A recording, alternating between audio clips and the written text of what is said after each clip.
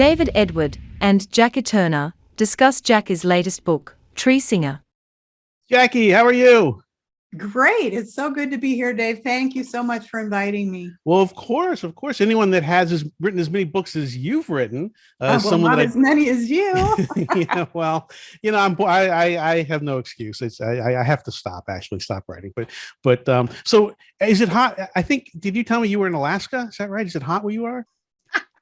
The opposite of Alaska. Yeah, so yeah, it is hot. Well, it's cooling now. It's been down in the 80s, but it gets toasty. Okay. Well, yeah, all the warm weather came here then, and I'm in Florida because man, we really are getting it right now. It's hot. Yeah. Interesting. All right. So Jacci, yes, you are a prolific author. Yes. And sort of. And we're gonna talk about one of your books. Which book are we gonna talk about? We're gonna talk about Tree Singer. Tree Singers. All right. And that has been out about a little over a year, is that right? Yeah, a year in February. Okay, and I was looking at it. It's doing pretty good. It looks like on Amazon, getting a lot of good feedback and stuff. And so, what is Tree Singer about? Tree Singer is about a girl who sings to trees to help them grow. So, in her world, everybody has a different gift, and hers is helping things grow. And then she finds out that something is attacking the trees, and she has to go on a quest to try to save the trees. So, it's a quest book for young adults. Yeah. A young adult quest book. Now, I'm going to ask you this because I'm just curious. It has nothing to do with our interview, even though we're on camera. But so is there a lot of action in the book? Well, it's funny. It's not Hunger Games because I sent it to a whole bunch of agents. And I met with them. They're like, "Oh, it's beautiful writing. It's wonderful. I love the world, but it's quiet," was the word they used. And I'm like, "It's about a girl that sings to trees. How loud can it be?" But no one has complained that read it. No one has said this is too slow. Not enough guns. Right. Well, I'll read your books for that, right? Well, that's why I asked, because we've talked. I've read a lot of books. I just finished my main series, my Dirk Lasher series, and I'm going to continue the character. But this series, it was all guns and karate and fighting and kids being kidnapped. And so I want to. I'm trying in my head to figure out how do I write an adventure book with lots of action and stuff that happens, but doesn't have to all be karate fights and violence and guns and people in trouble and stuff. So I'm picking your brain a little bit. I'm cheating. Yeah. You just turn on the news and you got enough of that anyway. So I'm offering something else. That's wonderful. So how do you craft a story like that? How do you make a story like that's wildly inventive, but how do you keep it interesting? You have to, of course, as you know, give your main character a lot of problems. So something's going to happen, right? There's a mountain lion that comes into the scene. There's an avalanche. There's different things about nature that come in her way. And then the evil that's attacking the trees as well. Okay. Well, yeah. So you have an antagonist and a protagonist and those kind of things. And usually then they have to go somewhere, right? They go from point A to point B. Oh, yeah. She's going. In the forest for a long time. That's awesome. So when you plan, so walk me through the process. So you've written a number of books, a lot of young adult books, I'm just looking. Is Cracker young adult or what is that one? Yes, Cracker's young adult. It's upside down alternative history. Oh, okay. About racism. Most of my books have sort of a justice theme of some kind running in there, and Cracker's about racism. Snapped is about cyberbullying. Tree Singer has a nice nature theme. Yeah, nature. That's good. I have themes like how many times can you shoot someone before they're down, that kind of stuff. So I mean, it's a theme, It's a theme. Body count. So how do you go from, let's say, what was the book before Tree Singer? Was it Snapped?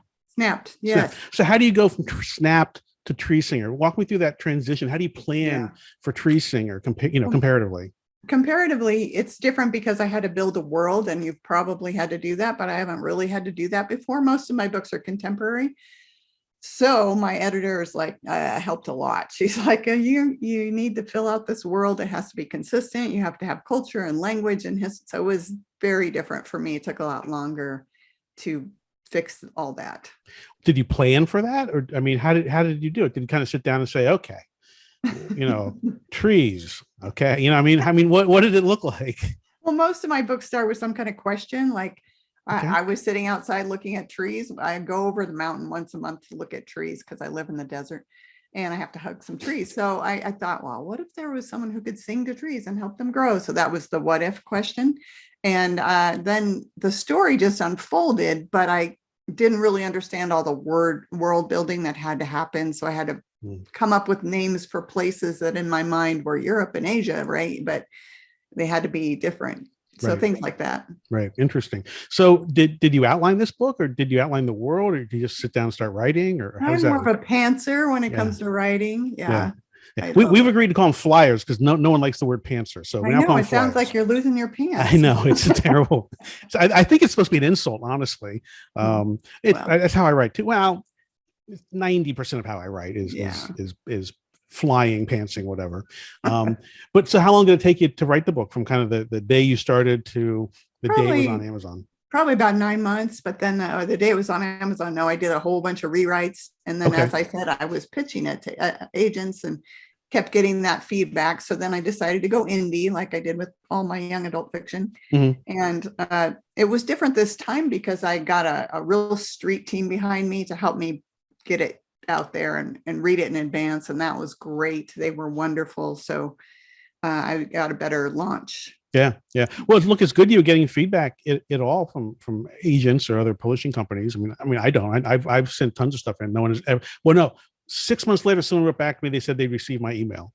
I was like, okay, I don't know. I don't know what that is. That's just I don't understand it. So that's why I give up. It's like you get crickets. But I went to actual conferences to meet with those people and paid money. Oh, right. Wow. Okay. Yeah. Do you mind what conferences did you go to? And someone might want to go. I'm a member of the Society of Children's Book Writers and Illustrators, and they have great little conferences where you can meet with agents. And it's a wonderful group to be a part of if you write kid lit at all. So that's where I did it, but it still has never got me an agent or a publisher. So it's a bummer. Kid lit? Kid lit. That's awesome. Kid lit. Okay. I've never heard that term before. So that covers everything from birth to high school, basically. Okay. All right. Kid lit. All right. That's good. Okay. So did you, when you write, do you have a place that you write? Did you write on a word count? Or chapters? Yeah. How did that process go?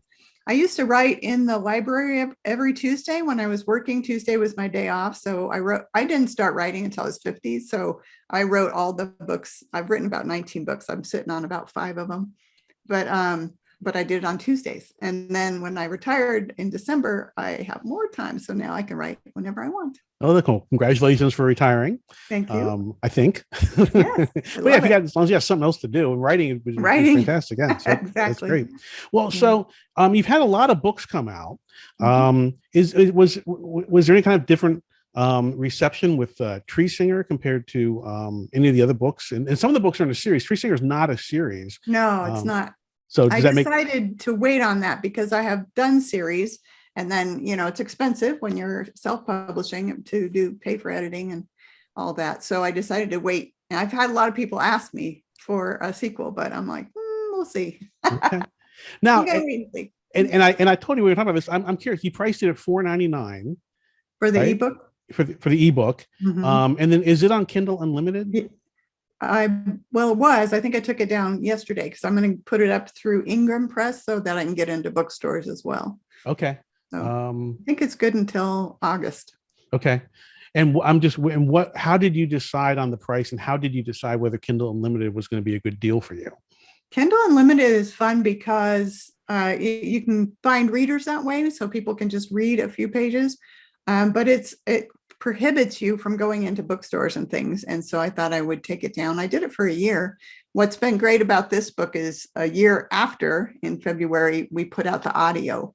And the gal that did the audio is fantastic. And so it's getting a lot of buzz now. Oh, that's great. Yeah. That's good. I wrote 2 songs in the book, and she actually put tunes to them and sang them. And I cried when I listened to it. I was like, who wrote this? And then I went, oh, I did. When I go back and read my stuff, I cry, but for different reasons about who wrote it. So well, that's great. Well, so do you have another book coming out? Is there a next? Oh, well, like I said, I'm sitting on 5. I always do the thing where I try to get them published by somebody else, because I did that with one book, a grown-up book. And, it's nice to have someone else to pay for the editing and the cover and all that, but Yeah, it yeah. also comes with issues. You don't get a lot of money out of the deal. Right. So I usually try to query, and I'm doing that, but I'll probably end up self-publishing eventually. Okay. Well, so when you're now retired, so you're on your own schedule. Let's say there's someone who thinks they have a book in their head, but they're still working, like when you were still working. Mhm. Do you have any advice? Like you set Tuesdays aside, but do you have any Right. advice for someone who might be trying to figure this out? And here we're watching you, a successful author. What advice might you have for them? My advice is always to find a writer's group to help support you, because writing is a lonely business. So to find a critique group. I wrote 2 books during the pandemic, 3 actually, because I had to come every week with a chapter for my group. And if I hadn't had that, I probably wouldn't have written at all. So yeah, find a group to support you, find a time that works for you. I hate it when authors say you got to get up at 4 a.m. and write for 2 hours before the kids. I'm like, no, I don't think at 4 a.m. Find something that works for you and just do it. Now, how did you find the authors group that you joined? We have one in town called High Sierra Writers that I started with, and I still am a member of. And then again, I found SCBWI with the young writing books for young people. Right. Okay. And they're in town too. So, they're in town too? Okay, Mhm. So you found local. So when you would go to this group, I mean, would you go in person or mostly? Well, as we best as you did. could. Yeah, until Until the pandemic. Now we're online. But Right. there's a lot of good groups online. If you write for a certain genre, like there's Romance Writers of America and all these different groups. So anybody can find a group. Interesting. Okay. All right. Well, Jacci, look, it's been fantastic talking to you. Yeah, I wish you nothing but success. I hope that this book and then the 5 that you're sitting on and the next 5 that you're going to write, I hope they all do well. But obviously, I hope Tree Singer does well. And you know what? When you get the next one out, let me know, and maybe we can have a follow-up chat. All right. Thank you, David, so much. Thanks. Bye. Thank you for watching. Please consider hitting the subscribe button.